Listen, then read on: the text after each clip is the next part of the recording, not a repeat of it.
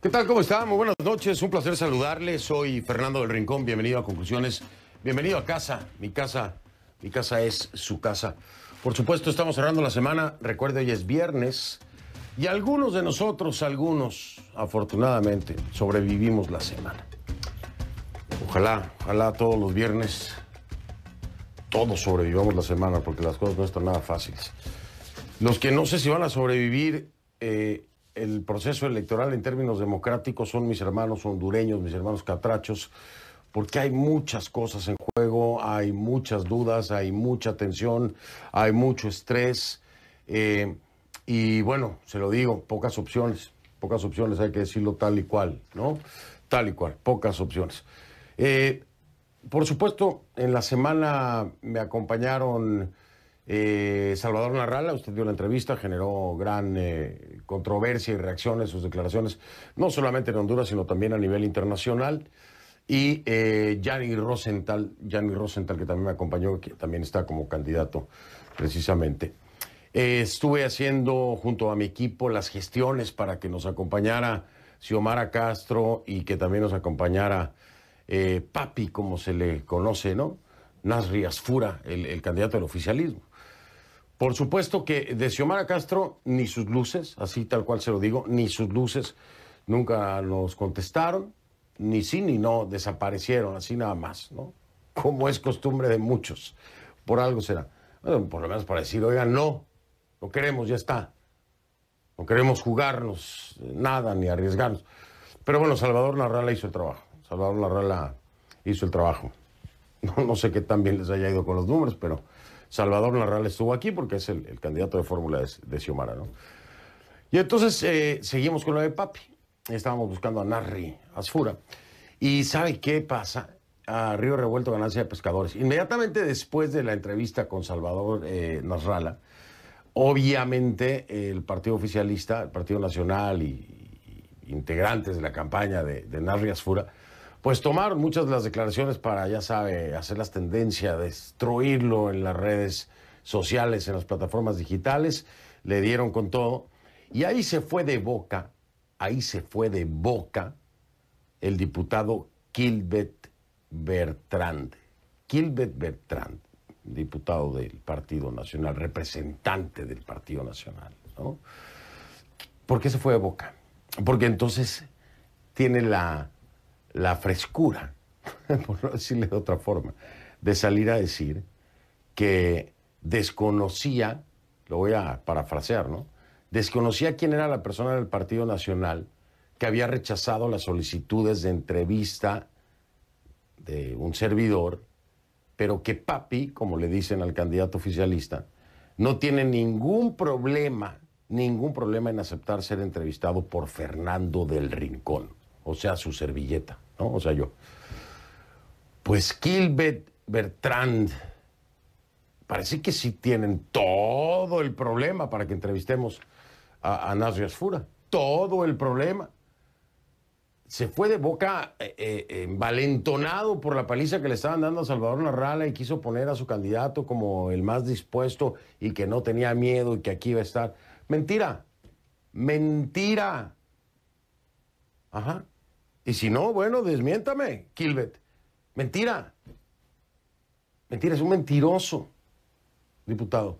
Porque ¿sabe qué? Lo llamamos a usted y tomaba la llamada y después se caía, tomaban la llamada y se caía, tomaban la llamada y se caía. No sé, a lo mejor una mala comunicación. Yo no quiero pensar que nos hayan estado colgando, ¿no? Eso por un lado. Luego, por el otro lado, le hablamos a quien se le ocurra. A quien se le ocurra la campaña del candidato oficialista del Partido Nacional. A quien se le ocurra. Y que uno dijo que no y que otro dijo que sí, que quién sabe y que no. Y al final, hoy ya ni nos contestaban el teléfono. Y bueno, yo tengo grandes amigos en Honduras, afortunadamente, grandes amigos en Honduras. No voy a decir sus nombres, pero amigos míos, cercanos a su candidato, también hicieron la gestión y trataron de contactarlo, incluso a él personalmente, para que hiciera la entrevista con un servidor. Y tampoco. Entonces no es cierto, diputado, no es cierto, no sea mentiroso. Porque ¿sabe qué pasa? Que yo no me quedo las cosas calladas. Lo que usted dijo es una mentira para hacer quedar bien a su candidato y hoy ya quedó mal. ya quedó mal. Yo no quiero decir que sea Nasri Asfura Papi el que no quiere entrevistarse conmigo. Yo no quiero decir que sea él. Yo me imagino que la gente que lo rodea lo sobreprotege de una manera, pues que le están causando un daño, ¿sabe? Y luego con bocones como el diputado que dicen que no tienen ningún problema y ni siquiera nos toman las llamadas, pues imagínese usted. Así que le aviso, candidato, le aviso. Aquí lo estoy esperando cuando quiera. Ya después del domingo, si quiere, dependiendo del resultado, yo lo voy a pensar. Yo lo voy a pensar. Para que lo tenga claro. Igual para Xiomara Castro. Dependiendo del resultado, lo voy a pensar. Lo voy a pensar. Lo importante era ahorita que le hablaran a los hondureños y a las hondureñas, pero que hablaran de verdad, ¿no? Con este servidor, porque no me guardo nada. Así que bueno, ahí está. Esa es la historia. Como siempre, de verdad, que una vergüenza este tema de dar la cara de los políticos latinoamericanos en general. Vamos a iniciar entonces Voto Honduras en este programa.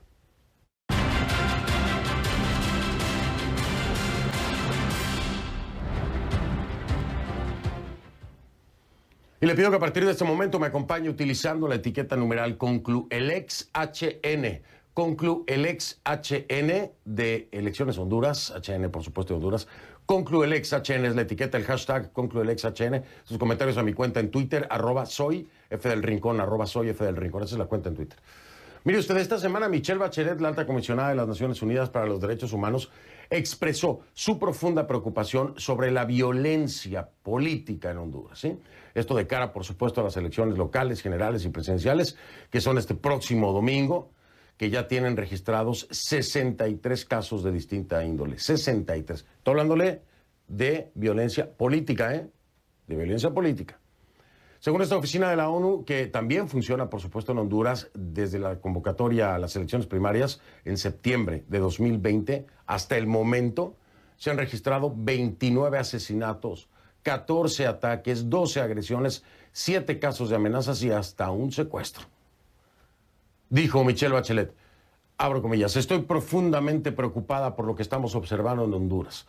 Las elecciones todavía no se han celebrado, pero la violencia política ya ha alcanzado niveles inquietantes. Hizo referencia incluso al uso extendido en algunos de los actores políticos de un discurso de odio contra personas que defienden los derechos de las mujeres, llegando incluso a la discriminación y a la violencia física. Por su parte, la Universidad Nacional Autónoma de Honduras, a través del Instituto Universitario en Democracia, Paz y Seguridad y el Observatorio Nacional de la Violencia, desde hace 4 procesos electorales, realiza una observación sistemática sobre violencia política. ¿Qué es lo que concluye? Lo que concluye es esto, que los homicidios son la forma de violencia más utilizada contra los actores políticos. Imagínese usted. O sea, la solución política son los homicidios. Sí, así hay que decirlo. Los homicidios son la forma de violencia más utilizada contra los actores políticos. Bueno, la política no tiene nada, ¿no? No tiene nada. Son asesinatos. Que gran parte de las víctimas de esta violencia son militantes, dirigentes y simpatizantes, ya que se busca desalentar la participación ciudadana. Este fenómeno ha afectado principalmente a 3 partidos. El Nacional, que es el oficialista, el Partido Libre y Refundación, el Partido Liberal. Ahí están los 3, ¿no? Los 3 punteros. Ahora, ¿de dónde viene la violencia y todo esto? Pues ya, imagínense usted en este triunvirato, ¿no? Muchas veces los atacantes son simpatizantes del mismo partido, pero de otra corriente interna. O sea que desde adentro, ahora sí, que se andan matando desde adentro. Y un fenómeno que ha llamado la atención es la violencia política contra las mujeres, como también salió reflejado en el informe de la ONU, manifestada en violencia física, psicológica y en la intimidación. Ese es el escenario. Dígame si tiene algo de esperanzador. Dígame, porque yo no se lo veo. Vamos a hablar de este tema con mi primera invitada.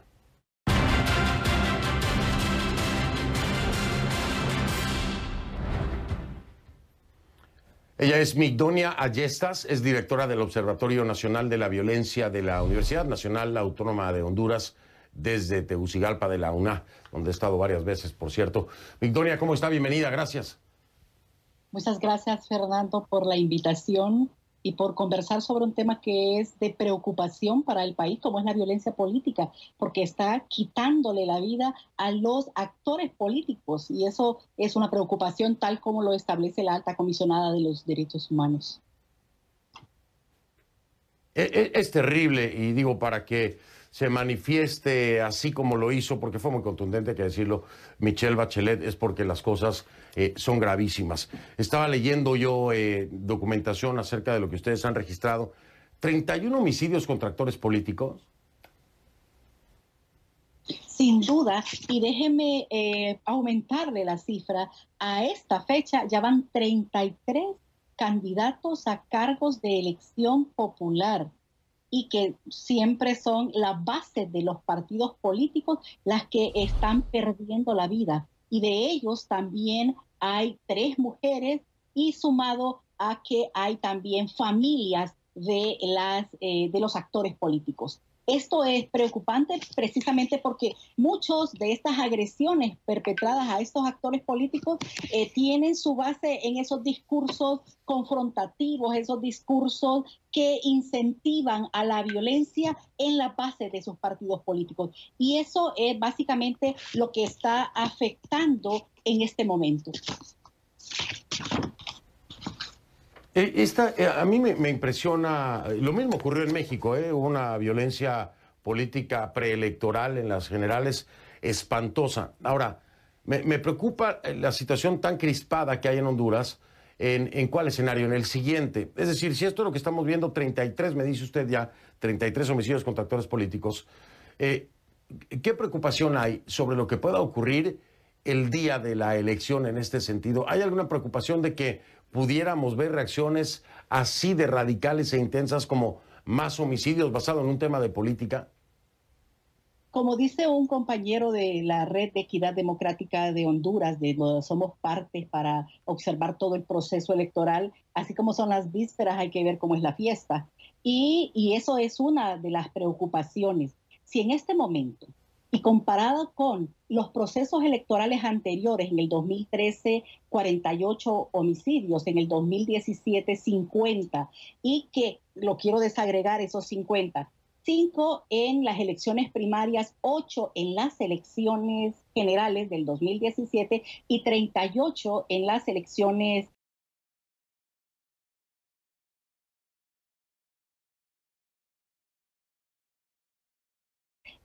postelectorales, y en este momento 8 casos en las elecciones primarias y el resto de los 33 casos en las elecciones generales, y ni siquiera hemos llegado al domingo. Es decir, que se ve este panorama violento, confrontativo, que lo que, como establece Michelle Bachelet, genera el miedo. Por eso es que desde las organizaciones de la sociedad civil estamos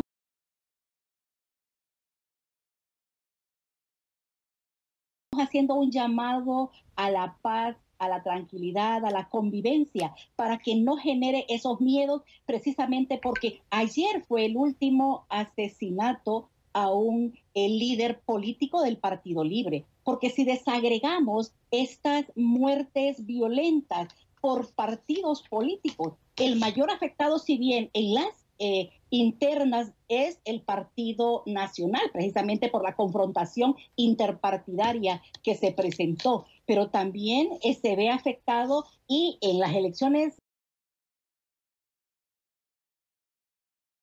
en este momento de elecciones generales es el Partido Liberal y el Partido Libre, incluyendo uno del Partido Alianza Patriótica. Es decir, a quienes están mayormente afectando es a la oposición de Honduras. Me llama mucho la atención, Migdonia, normalmente, y digo, no normalmente, porque no es normal, regularmente a los que golpean más fuerte la violencia política es a la oposición. Pero cuando me habla del Partido Nacional, y entiendo, porque así lo he venido documentando, es que la violencia viene desde el interior del propio partido. Es decir, estos actos violentos no se están convirtiendo, no están viniendo de la oposición en contra del partido oficialista, sino que mayormente desde dentro del partido por diferentes corrientes ideológicas, ¿es correcto? Eso es correcto y vemos que, por ejemplo, el 14 de marzo, que fueron las elecciones primarias, hubo confrontación interpartidaria, los dos movimientos internos del Partido Nacional. Por ejemplo, en un municipio Lenca, que es Yamaranguila, en Intibucá, se presentaron 4 agresiones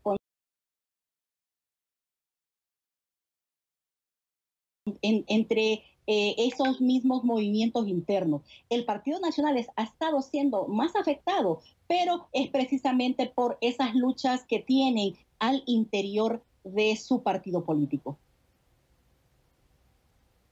Imagínese, un partido político en donde literalmente se están matando por el poder. ¿Qué oferta le puede traer a un país? ¡Qué vergüenza! ¡Qué horror! Desde ahí hay que pensarlo seriamente, hay que pensarlo muy, muy seriamente. Ahora, aquí hay algo que, bueno, todos sabemos que ya de por sí una elección trae una carga emocional en el electorado. Por supuesto, en la clase política es otro nivel de esa carga electoral. Pero el discurso, Migdonia, el discurso puede llamar y llevar a la calma o puede exaltar y violentar aún más el proceso. En este sentido, ¿cómo califica el discurso que han llevado los candidatos que están buscando algún puesto de elección?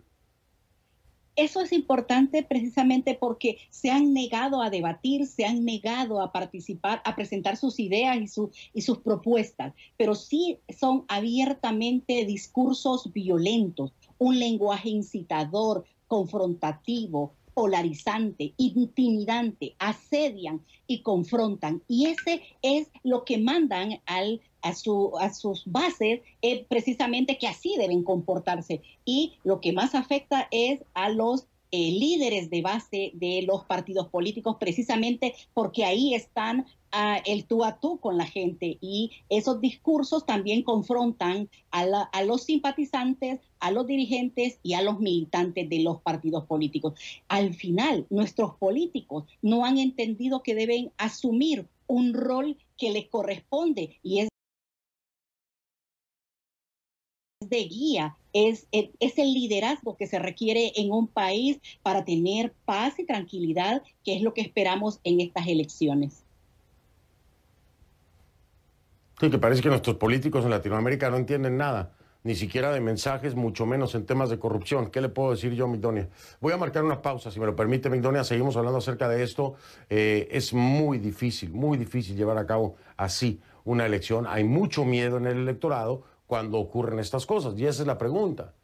¿Qué tanto cree usted que vaya a influir en la participación de este próximo domingo, este escenario violento en el ámbito político? No voy más allá, no voy más con los niveles de violencia per se en Honduras, que ya son elevadísimos, sino solamente en este contexto electoral, a nivel político, ¿cuánto cree que vaya a impactar para la participación o no del electorado? Regreso para escuchar a Migdonia Ayestas, que es la directora del Observatorio Nacional de la Violencia de la UNA, la Universidad Nacional Autónoma de Honduras, desde Tegucigalpa. Ya regreso.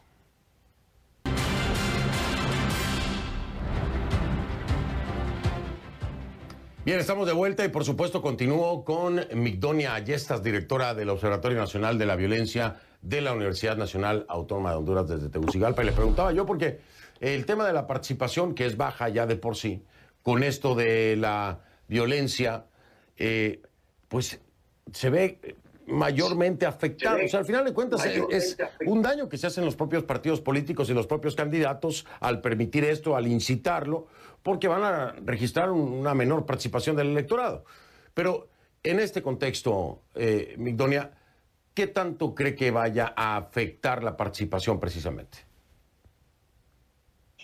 En Honduras se ha creado un clima de miedo, que como organizaciones de la sociedad civil, y como ya decía, nos hemos reunido 7 organizaciones de la sociedad civil que hay muchas más obviamente, que estamos incentivando a la participación política de las personas.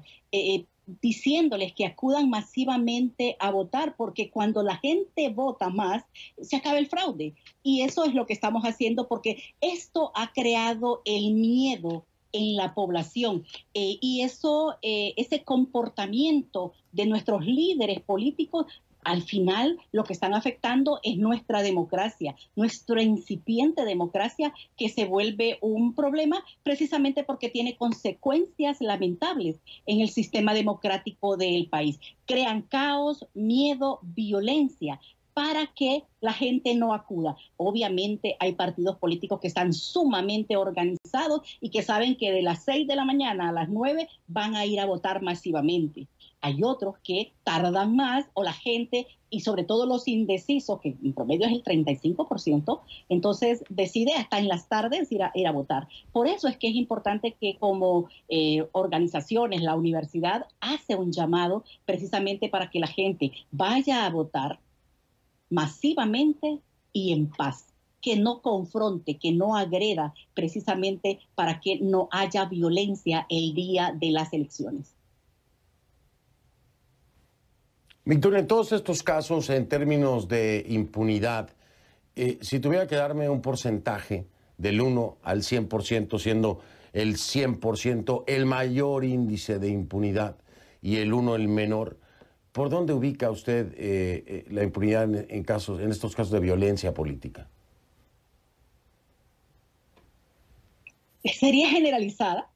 Casi a un 95 a 98% quedan los casos de impunidad. En Honduras, recuerde que hay tanta violencia que en promedio diario es 10 personas son víctimas, 9 hombres, 1 mujer. Pero además que la tasa de homicidios el año pasado fue de 38.9 por cada 100.000 habitantes, la tasa más alta de Centroamérica y la tercera tasa más alta de Latinoamérica. Es decir, el contexto en que vivimos no es alentador. Por eso es que hay tantos problemas. Pero la tasa de respuesta de las instituciones del Estado es en promedio el 5% o 5 puntos porcentuales. Y eso es lamentable porque a pesar de que tenemos un sistema de justicia, todavía hace falta mucho más para que se investigue, se establezca acción penal pública y se judicialice. Y ahí también se enmarcan estos casos de violencia política. Y solo se investigan casos que son de alto impacto, que les va a generar afectación a las instituciones del Estado. Claro, son los que les importan, por supuesto, pero cuando usted me dice por arriba de un 90% de impunidad, es un sistema de justicia fallido. Es decir, Migdonia, no podemos hablar de que existe un sistema de justicia cuando hay un 90% de impunidad y que solamente se atienden los casos que impactan directamente la figura del oficialismo o de alguna estructura política de peso. ¿Está de acuerdo conmigo? Es decir, el sistema de justicia tiene que ser renovado. Sin duda. Y eso es lo que se busca, esas renovaciones de liderazgo. El sistema político debe ayudar a fortalecer incluso los sistemas de justicia y los sistemas de seguridad, porque de lo contrario vamos a estar viendo más de lo mismo en nuestros países y vamos a tener los mismos problemas que siempre hemos tenido. La corrupción, la impunidad, la no inversión en educación, la no inversión en salud, que nos pone como un Estado débil. Y como un Estado débil, como un Estado fallido y que genera precisamente estas caravanas de migrantes huyendo del país por falta de oportunidad, por falta de acceso a la salud, por falta de justicia, por inseguridad y violencia. Y ahí está, el cuento de nunca acabar en nuestros países, tristemente. Migdonia, ha sido un placer, de verdad, que me haya acompañado. Le agradezco muchísimo su tiempo y su preocupación por sus paisanos, que es la de muchos, porque también comparto esa preocupación. Muchísimas gracias, Migdonia. No, muchas gracias a usted y renuevo diciéndole a la población hondureña que acuda masivamente a votar. Nuestro país lo necesita y Solo así vamos a fortalecer el sistema democrático. Muchas gracias, Fernando, por la invitación. Al contrario, gracias a usted y por supuesto, sí, es que es un derecho, es un ejercicio, bueno, es obligatorio además en Honduras, pero bueno. Victoria Yestas, directora del Observatorio Nacional de la Violencia de la Universidad Nacional Autónoma de Honduras desde Tegucigalpa, me acompañó. Voy a marcar una pausa, vamos a seguir hablando precisamente sobre este preámbulo a lo que son las elecciones del próximo domingo. Y voy a tocar un tema que le interesa a muchos de ustedes, muchísimo. ¿De qué estoy hablando? Elecciones 2017, sistema, se cayó, regresó, el que iba ganando ya no fue ganando. Ajá, ya sabe a qué me refiero. ¿Qué oportunidades hay de que vuelva a ocurrir algo así? ¿Las hay? Ya regreso.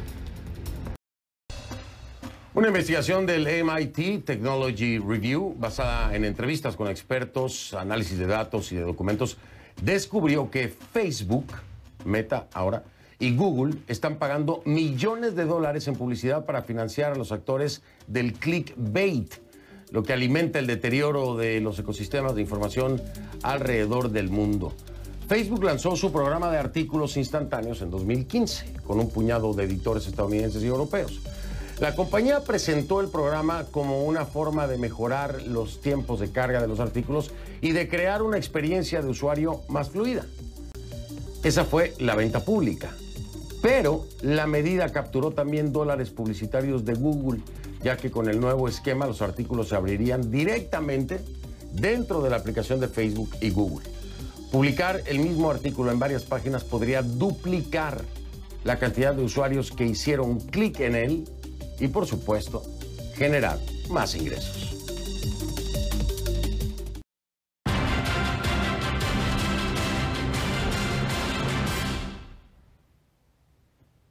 Estamos de vuelta. Le quiero recordar que me puede acompañar utilizando la etiqueta numeral ConcluElectsHN. El hashtag es ConcluElectsHN. Esa es la etiqueta que estamos utilizando para este programa especial, previo, por supuesto, a lo que serán las elecciones de este próximo domingo allá en Honduras.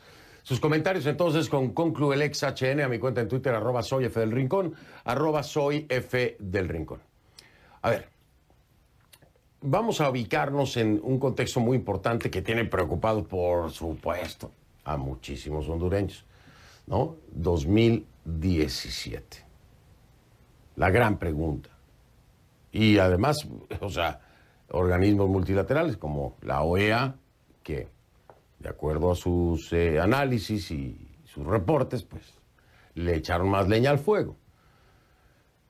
Honduras vive una realidad en los últimos procesos electorales no favorable, nada favorable. Pero este de 2017, este proceso pasado, los dejó muy mal, pésimamente, terriblemente, con todas las dudas y, por supuesto, con un mandato de Juan Orlando Hernández cuestionado a nivel internacional, por más que se le haya querido disfrazar y por más que se le haya querido asentar, ¿no? Participó en ese 2017 la misión de observación electoral de la Unión Europea. Ya las elecciones estaban marcadas por la polarización. Ahí la misión condenó también de nueva cuenta la violencia política, la muerte de al menos 22 personas. ¿Como consecuencia de qué? De las protestas postelectorales por un presunto fraude. 22 personas muertas. Y bueno, ya saben que la Unión Europea y casi todos los organismos multilaterales hacen sus reiteraciones. En ese caso, la reiteración fue un llamado a las autoridades hondureñas a respetar el derecho a la manifestación pacífica. Aunque los observadores consideraron que la campaña transcurrió de manera generalmente pacífica, constataron durante este periodo casos de violencia contra candidatos y activistas de diferentes partidos. Lo mismo que estábamos hablando ahorita. Entre los que figuran los asesinatos de 6 miembros de los partidos Nacional Libre y Liberal. El mayor problema se dio después de las elecciones, aunque ya le di el escenario previo, era espantoso, pero se puso peor después de las elecciones. Esta elección fue muy ajustada. Salvador Narrala, Juan Orlando Hernández, ambos se habían declarado vencedores, los dos, ¿no? Pero ¿qué fue lo que pasó? Hubo un momento en el que Narrala se encontraba ganando y se invirtieron los resultados a medida que avanzaba el escrutinio. Y entonces vienen las dudas sobre la integridad del sistema del Tribunal Supremo Electoral. Sí, porque hubo un momento que, ¡boom!, convenientemente, por casualidad o lo que usted quiera, pues se suspendió por un ratito y después el resultado ya no era el mismo. Esto aumentó la tensión, esto hizo que detonara la población y los manifestantes. La oposición se movilizó para denunciar lo que consideró un fraude electoral a favor de Juan Orlando Hernández. Y durante algunas de las manifestaciones convocadas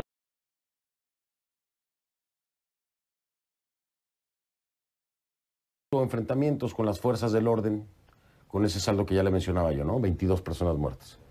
Además, la oposición denunció casos de tortura, detenciones ilegales, ejecuciones extrajudiciales, una situación a la que siguieron numerosos cortes de carreteras, saqueos de comercios en algunas zonas del país. En fin, un escenario catastrófico, catastrófico. Se llegó a sugerir por parte de la OEA que pues habría que hacer las elecciones de nuevo. Eso no pasó así. Usted ya sabe el resto de la historia. Ahí está Juan Orlando Hernández, cuestionado ya no solamente por el proceso electoral, que le estoy hablando, sino también por presuntos vínculos con el narcotráfico, por declaraciones de testigos. Están sentenciados aquí en Estados Unidos por la sentencia en contra de su hermano, Tony. En fin, todo un desastre, todo un desastre. En ese contexto, con ese antecedente, hay mucha preocupación por lo que pueda venir este próximo domingo y, por supuesto, por el sistema. ¿Habrá posibilidad de fraude? Se cambiaron muchas cosas. ¿Esto necesariamente quiere decir que las cosas están mejor o no? Vamos a hablar con mi segundo invitado.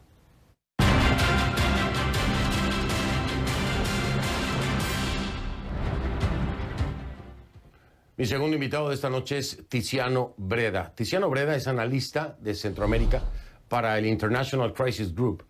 Me acompaña desde Ciudad de Guatemala. Tiziano, gracias por aceptar esta invitación. Bienvenido. Muchísimas gracias a usted, Fernando. Es un placer y un honor. Al contrario, el placer es nuestro, por supuesto, siempre. La pregunta del millón, Tiziano, ¿hay posibilidad de fraude en las elecciones de este próximo domingo?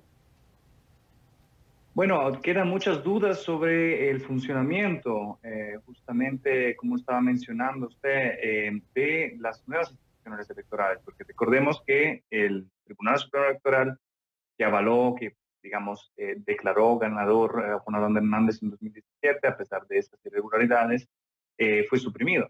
Y se acordó en un diálogo facilitado por la ONU entre los principales contendentes que se reemplazara con nuevas instituciones. El Consejo Nacional Electoral, encargado de supervisar el proceso, y el Tribunal de Justicia Electoral, encargado de solucionar posibles controversias.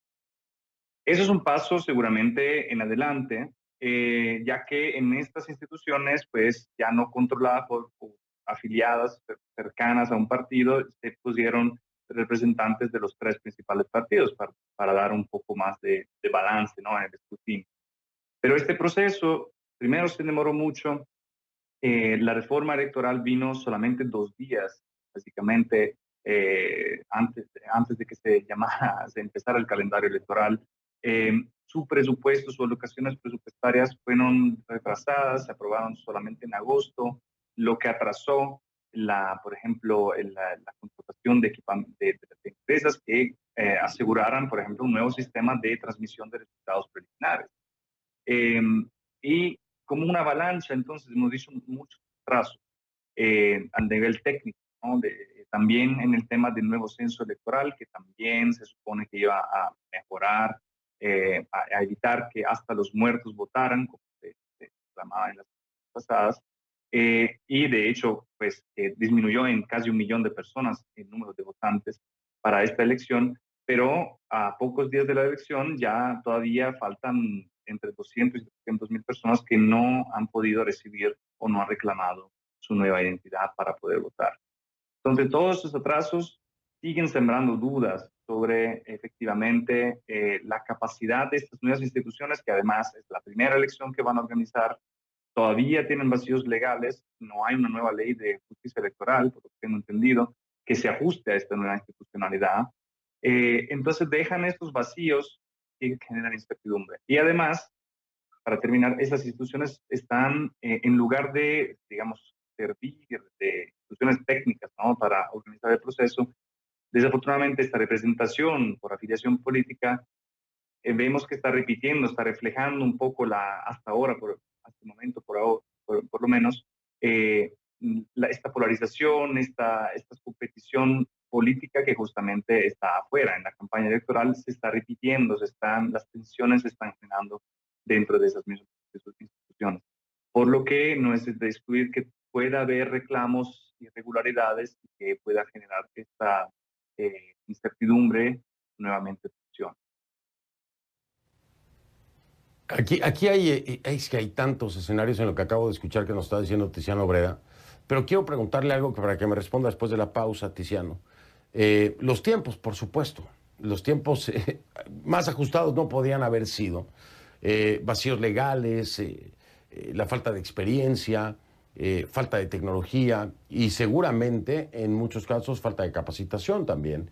Pero quiero preguntarle a Tiziano si esto es un tema de falta de voluntades o falta de capital por parte del Estado.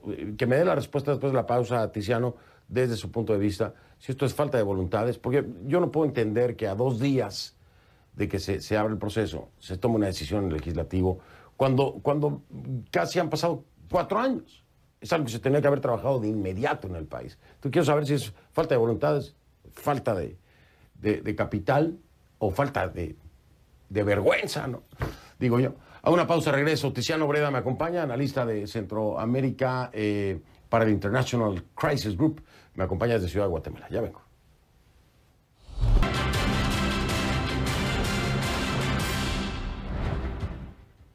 Sigo con Tiziano Breda, analista de Centroamérica para el International Crisis Group desde Ciudad de Guatemala.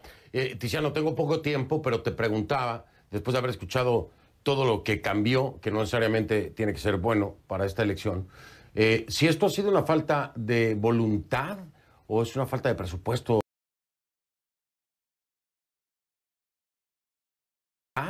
o es una falta de presupuesto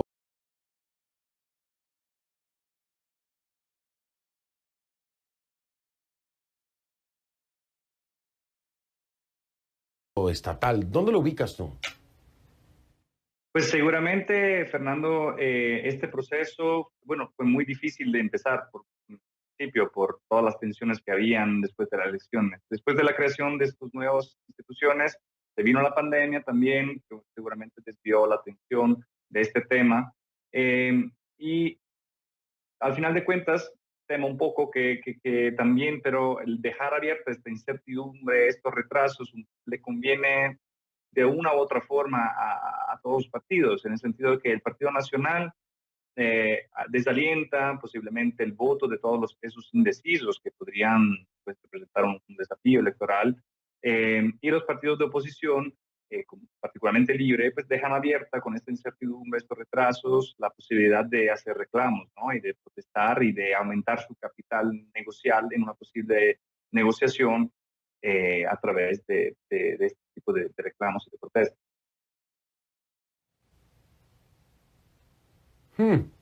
Te entiendo muy bien lo que me estás diciendo, Tiziano. Es decir, para muchos partidos y para muchos políticos, el que existan huecos legales, el que haya vacíos, a veces es muy importante porque por ahí es que tienen forma de maniobrar. Así que vamos a dejarlo ahí como una reflexión donde cabe esa posibilidad. Ni Tiziano ni yo estamos asegurando que así sea. Pero este tipo de escenarios le puede favorecer a un partido oficialista en el poder, a un partido opositor que va a buscar revertir un resultado si es que pierde, o viceversa, un oficialista que va a tratar de revertir un resultado si la oposición le gana. En fin, esas son trampas legales y huecos. Bueno, Tiziano, te mando un abrazo y 1000 gracias. Que tengas un excelente fin de semana. Estamos hablando próximamente. Igualmente, muchísimas gracias, Fernando. Hasta pronto y feliz noche. Hasta pronto. Gracias a ti, Tiziano Breda, analista de Centroamérica para el International Crisis Group. Me acompañó desde Guatemala. Hago una pausa y regresamos. En agosto de 2022, una sonda de la NASA llamada Psyche se dispondrá a explorar un asteroide gigante llamado... Las naves espaciales tradicionales se utilizan para moverse reacciones químicas entre una combinación de combustibles líquidos. Psyche, en cambio, utilizará 2 paneles solares gigantes para convertir la energía solar en electricidad, lo que alimentará 4 propulsores de iones que impulsarán a la nave hacia el asteroide que orbita entre Marte y Júpiter a más de 2.400 millones de kilómetros de la Tierra.